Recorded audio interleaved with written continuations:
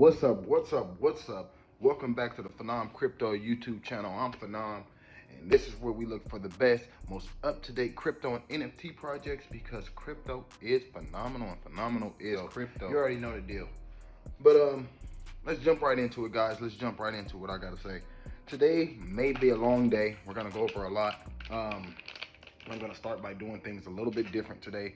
So when you see me rolling up or when you hear music playing in the background, even though there's usually a simple instrumental playing, you're gonna hear regular music right now, songs that you guys may recognize.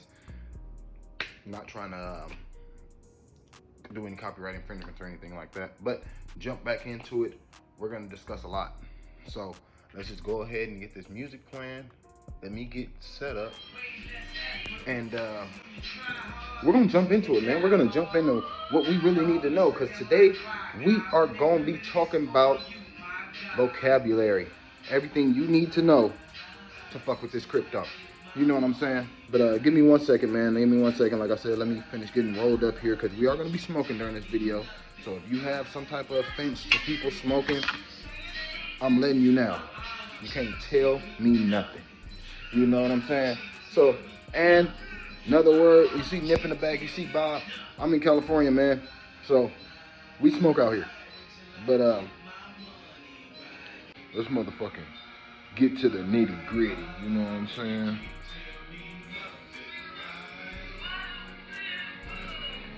Cause niggas don't. Think you can be a smoker.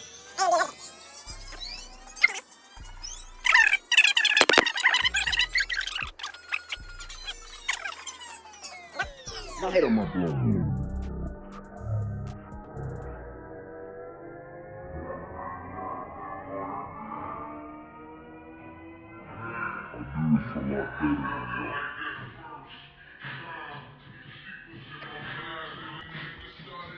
We're done that fast.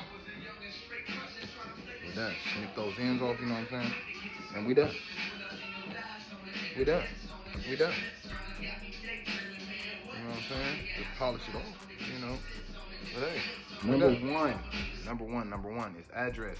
The place where your crypto can be sent and received, and it usually consists of a string of letters and numbers. So when you create your wallets, how I talked about last episode, creating your wallet, once you create your wallet, you will be given an address. You will see an address at the top of that wallet, and that's what makes your wallet distinct to you. Next, adoption curve. Give me 1 second. Adoption curve. The adoption curve is how many people are adopting the asset, or how many people are joining the space. You know, that's part of the reason why I became an educator, to help bridge some of that adoption. Next is an airdrop. An airdrop is a marketing campaign in which companies use or they distribute cryptocurrencies or assets to an audience. So let's say I wanted to send you a NFT. I would get your address. Once I have your address and I know it's correct, I can go ahead and forward you that NFT. And let's say I was a company that, if it's peer-to-peer, it's not called an airdrop. But let's say the founder of a project sent you one, or sent the whole community an NFT. 1,000 people receive one NFT.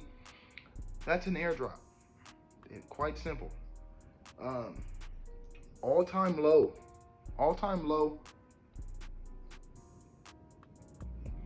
is your lowest point in price.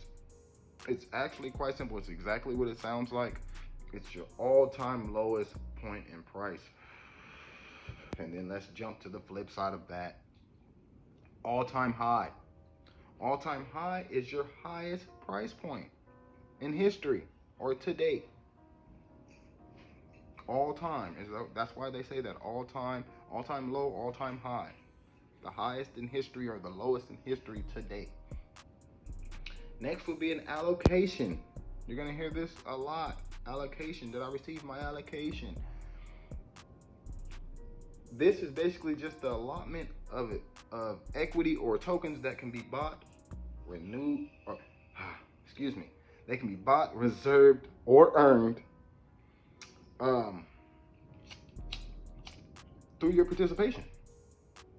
You know, once they say, you know what, if you stake, this is another word that we're going to learn, but if you stake X amount of dollars, you may receive an allocation into this next IDO. That's big. That's big. You know, so allocation is just, it's an allotment. It's a assigned space. It's saying, hey, you know what? This has came out and we allocated you 300 of these coins. Next, you're gonna hear this a lot. Altcoins. Altcoins literally just stands for alternative coins. Literally, that's all it stands for. But you're gonna hear people saying it in reference to all the other coins except Bitcoin, because Bitcoin gained public eye first. All other coins fall under the category or section of altcoins or alternative coins, excuse me. Aping, just like Bored Ape Yacht Club. Aping, I don't recommend, but it's something you're gonna hear a lot. Hey, I just aped into this project. And that's the purchase of a token or an asset just simply shortly after release and without really doing the research on the project.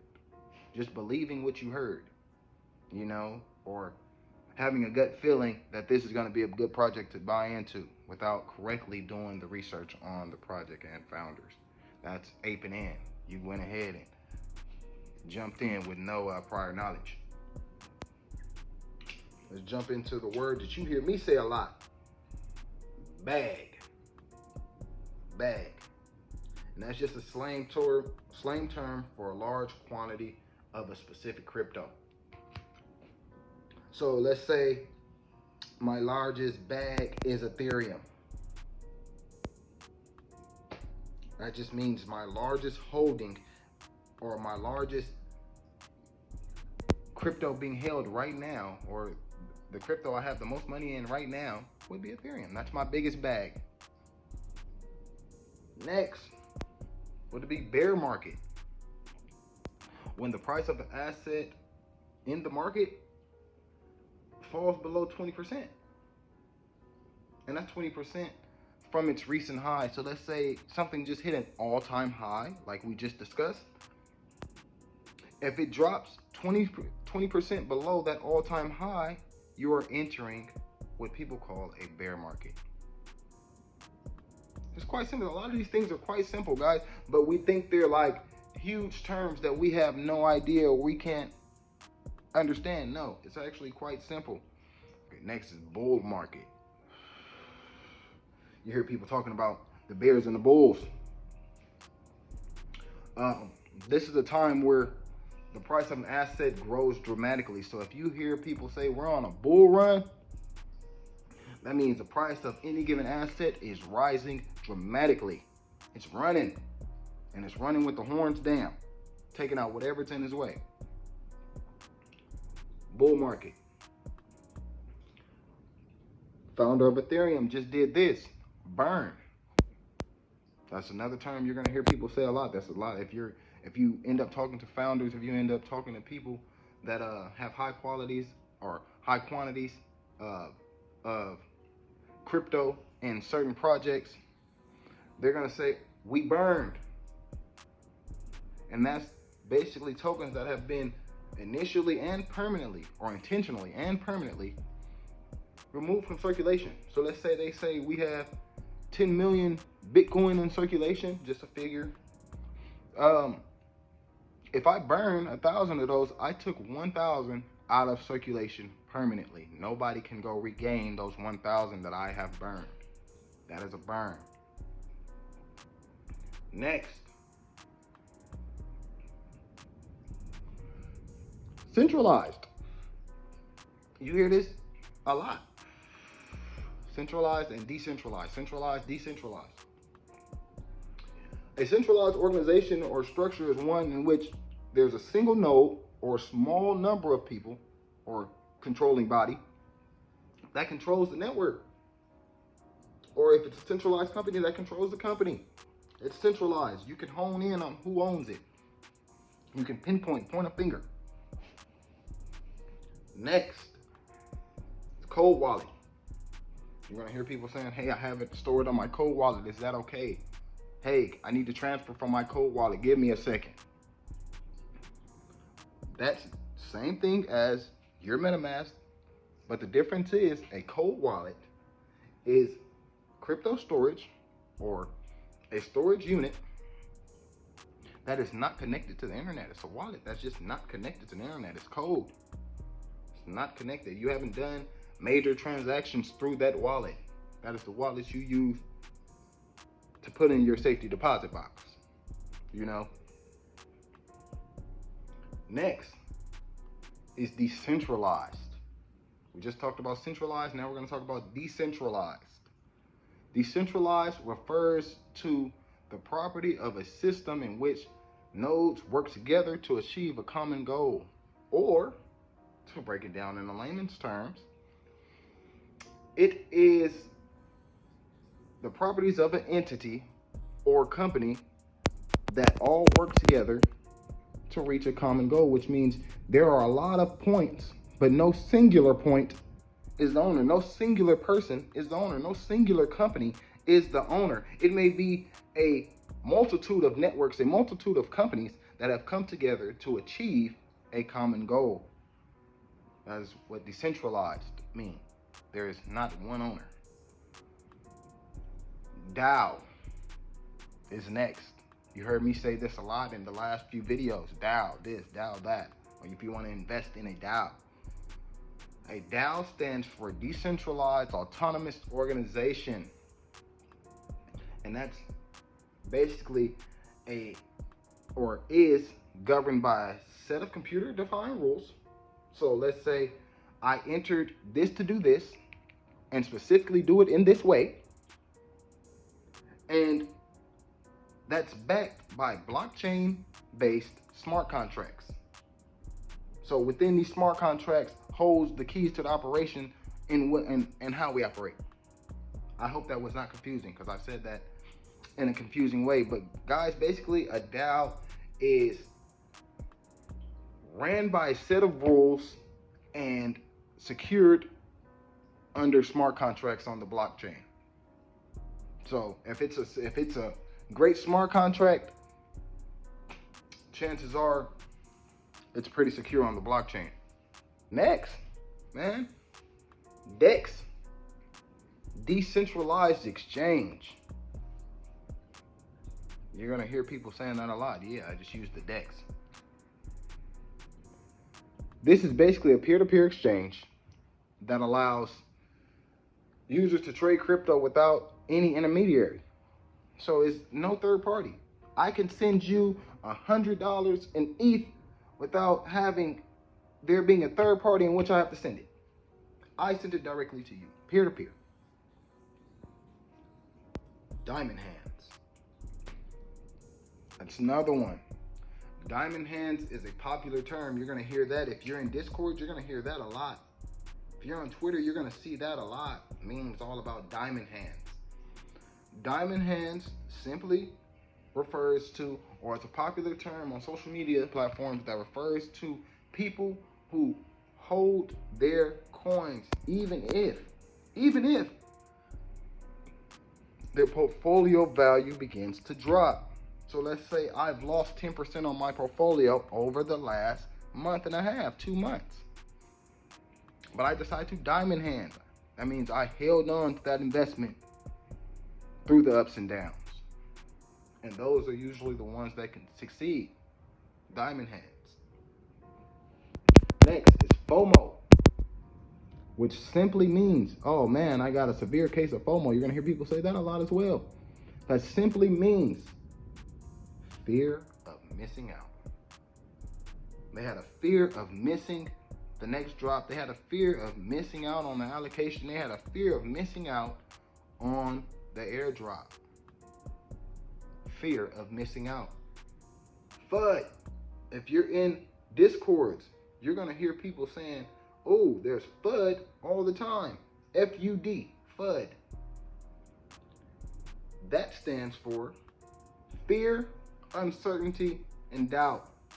That is what you're spreading in the community. Fear, uncertainty, and doubt, which ultimately means you don't believe. You don't believe in the project you invested in. You just came here to maybe be a quick flipper, or maybe just bought it because you didn't know too much about it, but then the price didn't jump up in a couple days. So you started spreading disbelief, doubt, uncertainty. Your fears were projected onto others. That's what FUD means. Gains.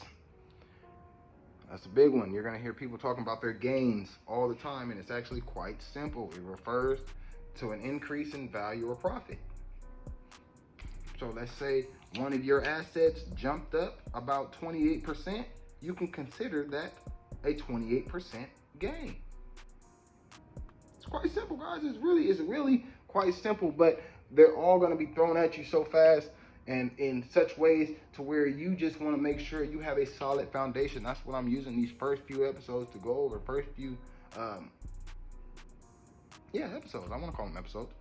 But that's what I'm using them for, man. I'm making sure that we have, as a community, even if it's just a couple of us right now, we have a solid foundation, because we will grow. I believe in us. Next, man, is gas. Gas. You're going to hear people talking about gas all day long. Gas is ridiculous, especially if you're on the Ethereum network, if you're operating off Polygon or maybe Binance Smart Chain.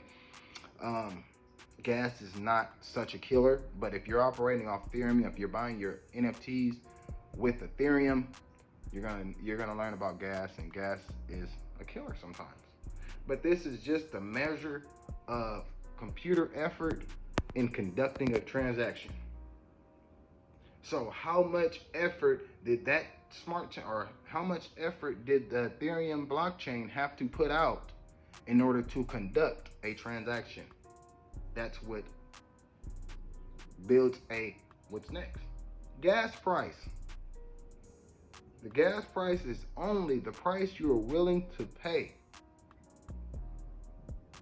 for said transaction. So gas is measured off how much energy it takes the network to complete a transaction, and gas price, I should say, refers to just the price you're willing to pay to complete that transaction. Quite simple, guys, quite simple. So let me get my blunt lit again. It keeps going out on me, guys. I'm sorry, I must be talking too much, but I do it for you. Next, we're in the G's, guys. We're moving kind of fast. But next is governance token. Governance token can be used to vote on a decision that can influence an ecosystem. Oh, I'm sorry if you guys heard that. My ear was itching like crazy. But yes, governance token can be used to vote on a decision that can influence an ecosystem. That matters. So if you have governance tokens in a said network, that's great, man. It's absolutely great. Use them to make decisions.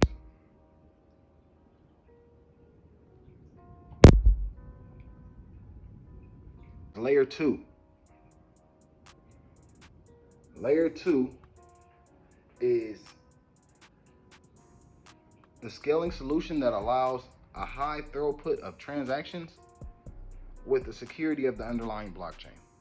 So if you have a layer 2 operation, that means it allows for a huge amount of transactions, but maintains the same security as the blockchain it was built on.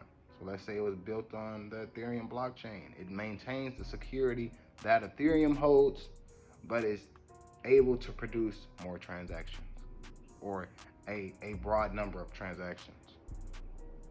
Next is liquidity. You heard me talking about this in other videos. You can provide liquidity. Liquidity is basically how easy crypto can be bought, sold, without affecting the overall market. How easily can you receive the coin? How easily can you sell the coin without your sale affecting the overall price? Liquidity. Quite simple. But hey, it scares people when you say, hey, do you want to become a liquidity provider? So let's jump into that next. Liquidity provider. A liquidity provider is a decentralized exchange that uses, or who users, I shouldn't say the exchange users, but the users fund liquidity pools with tokens that they own.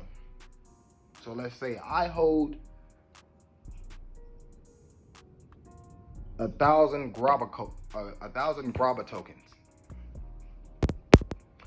and I provided that to a liquidity pool. I took my 1,000 and gave it to this liquidity pool in order for them to provide liquidity, like we just talked about, liquidity to others, for others to be able to sell, buy, etc., without it affecting the overall price of that token. You need liquidity providers to provide liquidity. Next, microcap. Once you begin your research, you're going to hear a lot of the influencers, etc., talking about microcap gems. Microcap gem. This simply means, it's quite easy, an asset with a very small market capitalization. Very small market capitalization. Couldn't get that out. I'm sorry, guys. That means the amount invested is still quite small. And the overall need for the token is still quite small. This can be good. This can be where you find those 100,000 X's, microcap gems. So make sure, look into microcap. Minting. You're going to hear people say, I minted this NFT. I waited to be a part of the mint. Minting is just the process of generating a new coin or asset using the proof of stake mechanism, and then adding those assets or tokens into circulation. So it was basically the creation of all your 10,000 NFTs, and then the mint is what supplied those NFTs to the blockchain, even though they were created on the blockchain.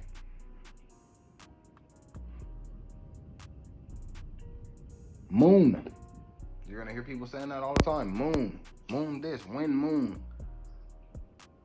It's as simple as it sounds, guys. It refers to a skyrocket in price of an asset.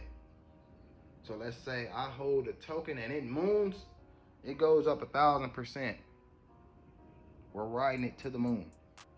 We're gonna get our profits when we get there. Next is a big one. Everybody wants it. Everybody needs it. Passive income. Passive income. Yes. Refers to money produced from investments that do not require the user to be involved. You don't have to do anything. You made an investment and that investment is making you money. We call that passive income. These are all things that we need to know, man. And they're all simple, but we need to know all. Next is a pump and dump. A pump and dump is a form of fraud that basically involves artificial inflation of price to get investors to invest, and then later that price fails tremendously. We pumped it up artificially and then allowed it to crash, allowed it to dump. Pump and dump.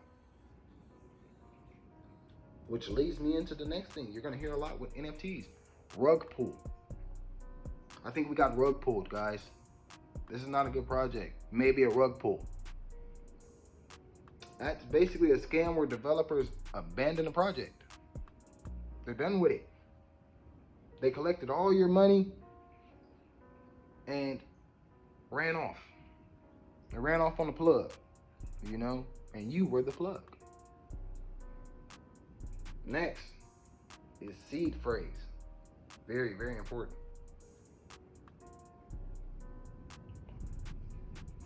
You're going to hear people saying, don't share your seed phrase with anyone. It's basically a single starting point, deriving keys for a wallet. When you hear people talking about your wallet keys, those are your seed phrases. Your seed phrases may be a list of 12 words. Those 12 words create the keys to enter your wallet. You don't ever want to forget your seed phrases, guys. At any point. Maybe bad news for you. Who knows? Next, smart contract. You're going to hear people talking about smart contracts all the time. I've mentioned smart contracts a couple times already. Smart contracts are computer protocols intended to facilitate, verify, and enforce a contract on the blockchain without a third party. Like I said, you may see me looking over a bit, but I had to make sure I got all of that right for you guys. Computer protocol intended to facilitate, verify, and enforce a contract on the blockchain without a third party. So that smart contract is able to enforce rules in said project, make sure certain people aren't able to scam said project, make sure there are protocols in place for said project without there ever having to be a Norton for security, you know, or a third party in general. That was just one example.